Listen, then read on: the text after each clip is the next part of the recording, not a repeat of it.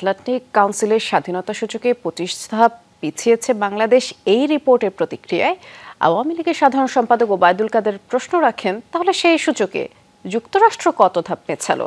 দুপুরে ধানমন্ডি ৩২ নম্বরে দলীয় সভাপতির রাজনৈতিক কার্যালয়ে সংবাদ সম্মেলনে এই প্রশ্ন করেন তিনি। প্রথমেই আসে ৮ মের উপজেলা নির্বাচন প্রসঙ্গ।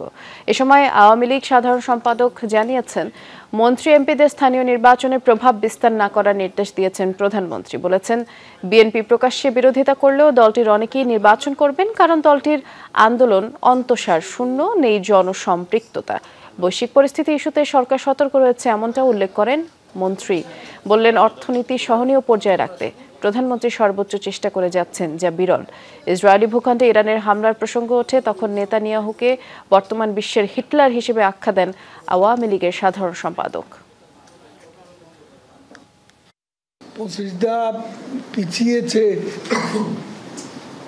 আমি মান্যবর রাষ্ট্রদূতকে জিজ্ঞেস করতে চাই, আপনার নিজের দেশ গণতন্ত্রে কত ধাপ পিছিয়ে?